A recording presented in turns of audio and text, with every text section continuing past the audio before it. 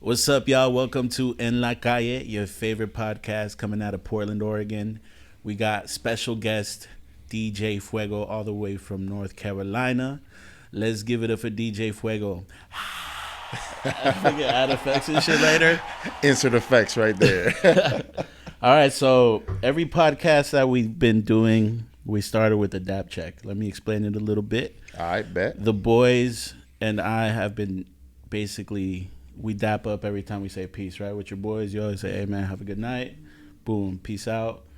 But if it's not the right feeling, the right pop, see, these are not the right ones, but if it's not the right pop, I like that. we got to keep going until you get that right, Bet. perfect dap.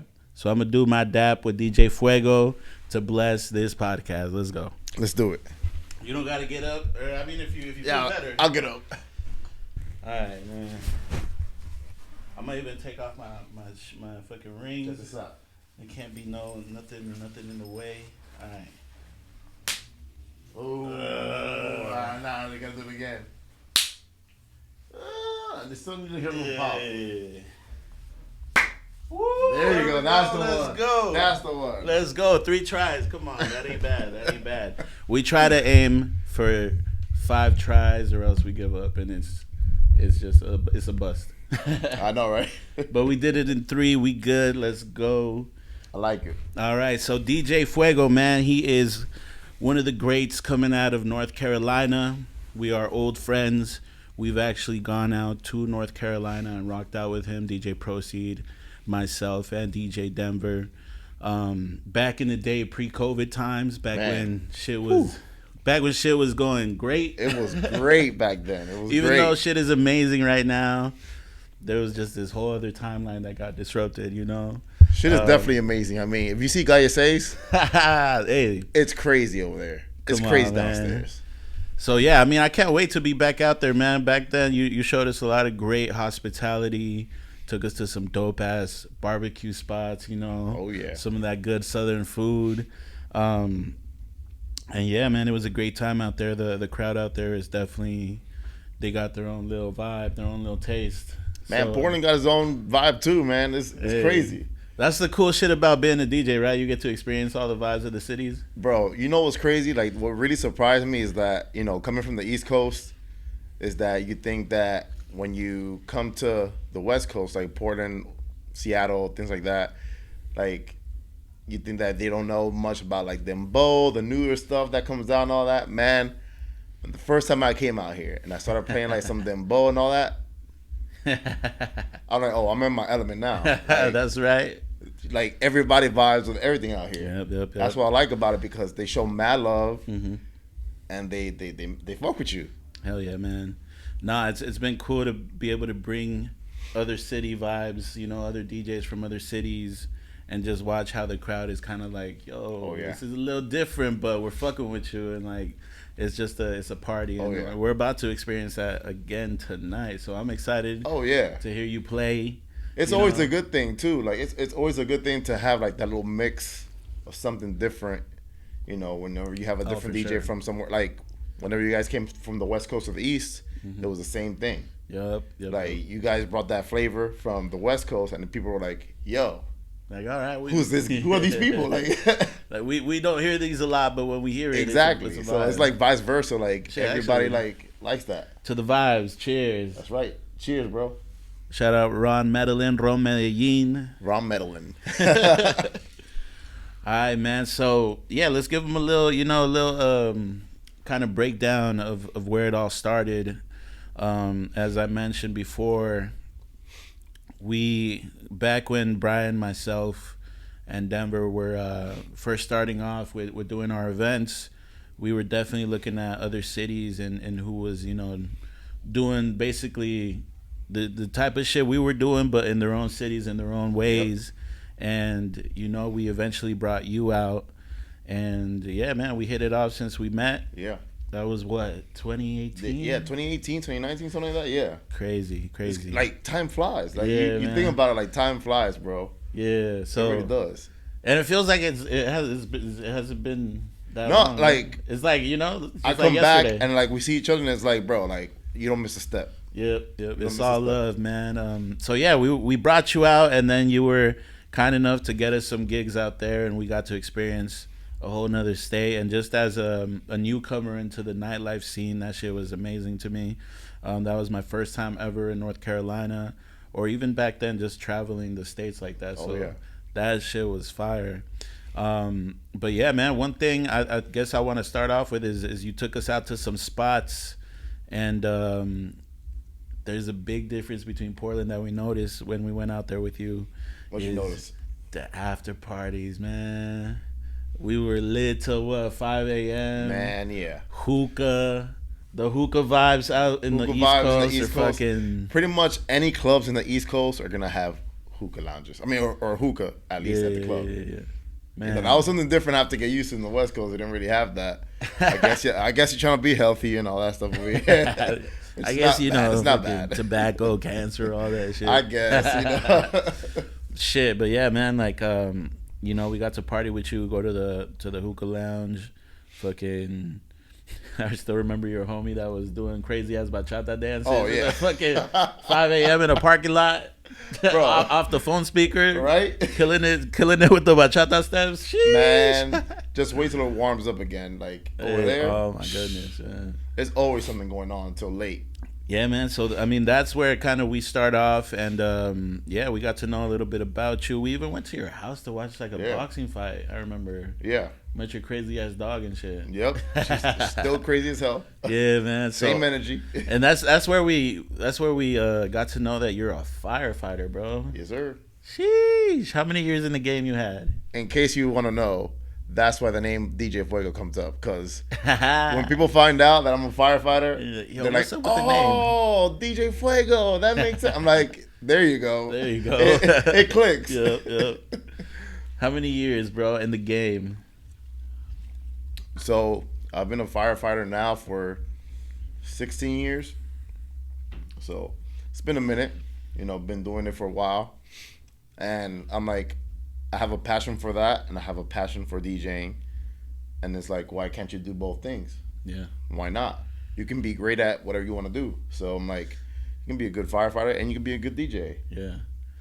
Yeah, see, that's one of the things that stood out is we were like, what the fuck? You have this whole other life? Like, oh yeah, you know, we were literally partying with you till the fucking sunrise. Yep. And then you're like, oh yeah, you know, I gotta go clock in pretty soon here. And I was like, what the fuck? And that's amazing that you say that. You can have two passions. Oh shit, they're calling you, bro. I'm gonna mute that. They're calling you, bro. The fires are calling. Fuego. But yeah, man, that's amazing, man. You can, like you said, you're passionate about it, but you also love DJing. And not only, you know, do you love DJing, you're one of the top DJs in your state doing this shit. And then you got mad years in the game, bro. So what are some things that you kind of have done to be able to juggle both lives? Man, I'll tell you what, like, just doing that for so many years and then doing DJing for so many years is like, I've got that down, you know, set, like how I want to do it. A little bit changed just because I changed from one department to another. So I had to take a little break, but now that I'm back, like, I can get back into the routine that I had, yep. Which is like, you know, usually most weekends I'll be DJing, and during the week I'll be in the fire station. And what's crazy is, like, who I am in the fire station and who I am outside of that, it differs a little bit because, you know, you have to act a certain way. You have to be a certain way. Yeah. Oh, and then when you get out of there, like, they don't know the real like, they don't know the real person right there. Yeah. You know, luckily, I mean, I'm blessed to have a good crew and all that stuff right now. Do you try to keep it low key? Like, I do. Right now I have to. You're pretty new to the new the new department I'm in. New department. Yeah. I'll tell you this. Look, bro. Like, there you go. For the DJs that want to travel and like be able to go to other cities, because, you know, I've had DJs that ask me like, yo, hook me up to this. Like, how do you get into these cities and all that stuff? I'm like, it's about networking and like help me help you. So like, if I like the way we started, the same thing with Denver and with you guys and everything, Mm-hmm. and it was like, okay, you're gonna come out to my city, I'm gonna come out and bring you guys too. Mm-hmm. So it's like helping each other out to like Yeah. just get into each other's clubs. Like Yep. nobody's gatekeeping, No. and that's the thing that most DJs have to like just remember that. Don't try to gatekeep all the damn time. Like if you want to go somewhere, try to bring your friend out and all that stuff. Like try convince your promoter, like, hey, give this guy a chance, and I promise you, like, once you do that, doors open up. Yeah. Yeah. Because it literally started with Precision in Seattle. Yeah, Seattle. For me, it started with Precision in Seattle. Yep. He was the one that pretty much helped me out in the West Coast side. So I started over there doing like Box House and with Manny and all that. Yep. And then from there, he introduced me to Denver, to you guys, and from you guys, like getting to different gigs. It's like, man, like, and look at us now, like traveling to each other's cities. Yeah. We've known each other for a while now. It's good. That's a beautiful thing, man. That connection that is countrywide. Oh hell yeah. And I wish we could. I mean, we should get that shit back. Keep it going. And even if it's not, proceed, like we got in-house DJs here. Oh yeah. That I'm sure would love to get in the network, and that way we can also get in contact with more cities, because that is one of the best ways to just kind of grow as a DJ. I mean, yeah. Get to know other cities, build your career. If you think that somebody's just gonna go up to you and offer you a spot at their club, and they don't know you, like, it's not gonna happen. You have to put in the work. Yeah. That was one thing I always made sure, like, that I made sure that I market myself right. I was putting myself out there, like my mixes or videos that I would do, like, at the club, this and that. Yeah. Like, and hit up promoters, like, just hit them up, like, hey man, I'm interested in playing in your club. Yeah. Just talk to them, like, do something, because they're not just gonna come up to you and be like, hey, you want to come play for us? Like, no. Yeah. You gotta sell yourself. It's a Yeah. game. Yeah, man. See, and that's like I said. I keep thinking about how you're saying, like, I got this whole other career where a lot of people are just content with just having their one career, but you're over here excited and hungry to build your other career. Yeah, man. Like, that's fire, bro. I'm trying to make money all the time. Hey. You know what I'm saying? I'm trying to make that you money. can see what happens. You can see you're seeing it here. What can happen with a DJ career? Like, Proceed was a DJ for 4 years and ended up owning a club. Like being a part owner. So it's like anything is possible with this music thing. All right, so how long? So you've been doing firefighting 15 years. How long you been DJing? Just about the same time. 15 years. Damn, fire. What's crazy is that when I first got into it, it was through one of my friends, my best friend. Shout out DJ Eddie Flo from North Carolina. So, Wait, is that the one I met? Yeah, Eddie. Yeah. Hey, he taught me a lot of things about the MC thing. Bro, he is A1. Yeah, A1. yeah. He's still doing a lot of DJing, but mostly like private gigs and all that, weddings. Yeah. But from him, like, he made me carry his stuff for like a whole year to like private gigs, like weddings and stuff like that. Yeah, I was carrying his stuff around, and then he would let me come to his house pretty much every weekend and practice. We would set up and practice. Like, I got videos. Yeah. How old were you back then? I was 20. Sheesh. I'm 36. Still look good though. No, yeah, that's young, bro. I didn't start trying to do that like, until way later. He was showing me, like, and he would take his time and just practice with me, and then finally, like, he would let me play like a small set in his private gigs, and that's the way I got introduced into it. And then from there, I had a friend, shout out DJ Paul G. Paul G. That he was in this club called Tequila House in Charlotte, and he gave me a chance over there in a little small room there that they had, and then from there it just kind of grew. So I had my first residency for like a year in Tequila House, and that spot's still going, it's still popping. And then from there I had Oak Room and some other spots. Like, it just kept growing. Yeah, man, that's amazing. in the beginning, what would you say drew you to like becoming a DJ and wanting to do this? Bro, literally, it's the love of music. Yeah. That's what it is. Like, especially growing up in New York, you have so many different cultures. Yeah. Like, I'm Dominican. I grew up in Washington Heights, so it's a super Dominican vibe out there. Yep. Merengue, bachata, salsa. Back then, there was no dembow for a minute. It was mostly like tropical. Yeah. And then like reggaeton started getting into the scene. Then dembow started getting into the scene. Yeah. And it's like, man, like you love a little bit of hip hop because you're from New York. You're gonna listen to some hip hop. Yeah. It's like, man, there's not like one genre that I'm like, you'd be surprised of the genres that I listen to. Yeah. Like my playlist from like that I listen to in my car is nothing compared to what I play in the clubs. Yeah. Sheesh. I'm trying to hear those low key Fuego mixes, man. Oh man. Shoo. Those car ride mixes.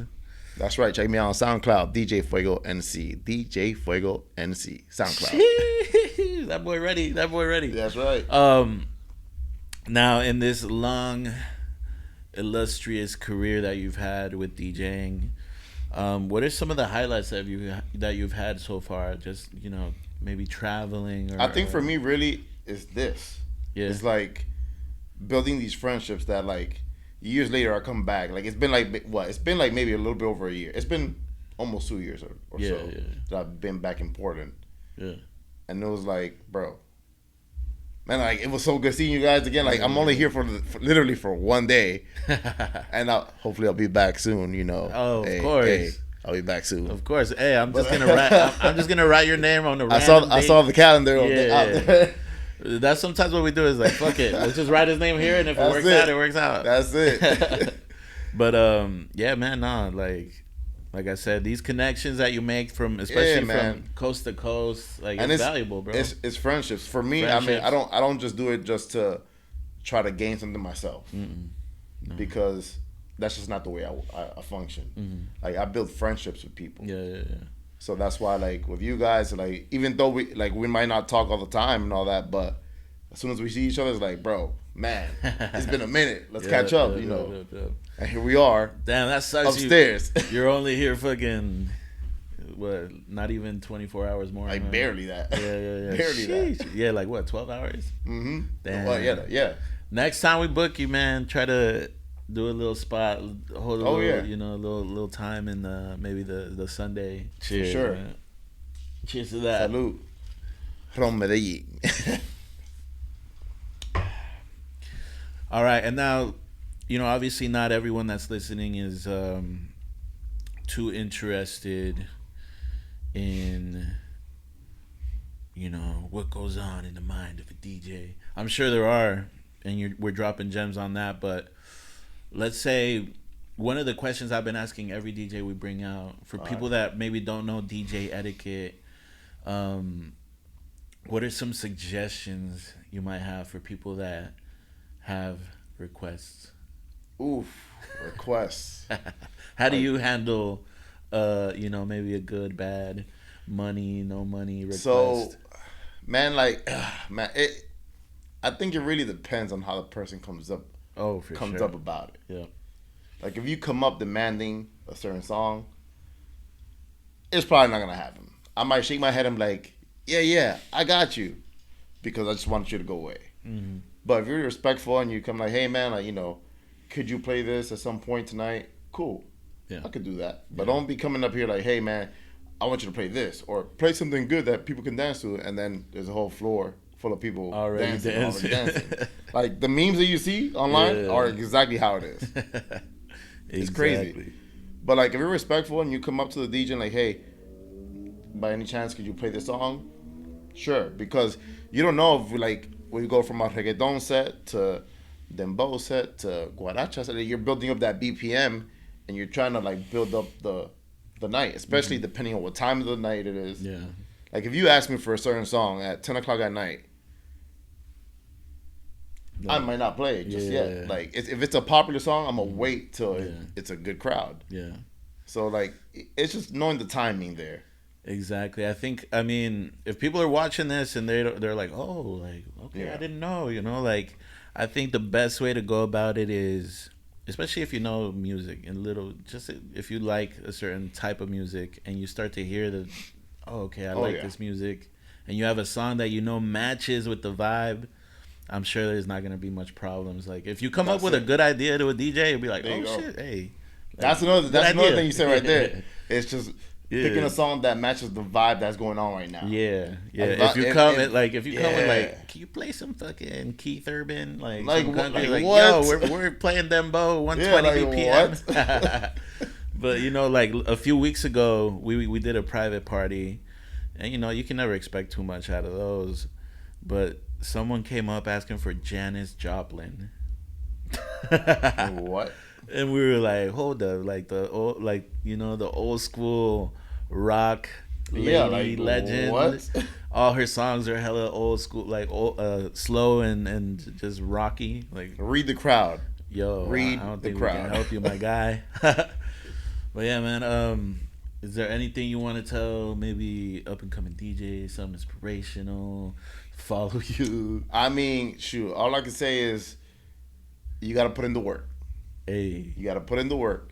Take notes. If you want to travel and go places and make a name for yourself, you can't just go to a DJ and be like, hey, talk to your boy. Let me tell him about me. Preach. Like, bro, like, do it yourself. Like, I did that. I cold like hit up promoters. Yeah. And was like shut down a few times, and then the ones that I did get, great. It worked out, and then from there you expand. But like, I ain't gonna do the work for you. Yeah, you gotta learn how to do that yourself. Like, you gotta market yourself. Real time. People think it's as easy as DMing someone a few times, but I think the DJs, especially here at Calle, we come from that. You know, we at one point were the ones trying to get opportunities. Now we're in a blessed position to give people opportunities, and I think the people that stand out the most that do get these opportunities, just from my point of view, are the people that actually come out. They check out our scene, our specific scene here. They show their support. They're always, you know, introducing themselves, meeting everybody, becoming just a regular supporter that we always see. Oh yeah. And we know, you know, from the beginning, we know you're a DJ. You know, we know you maybe want to promote or you just want to work here. And these are the people that do end up working here. You know, they come and they show that they're really about it instead of just bugging you over the phone. Yo, when can I get a chance? You know, it's like, bro, like, man.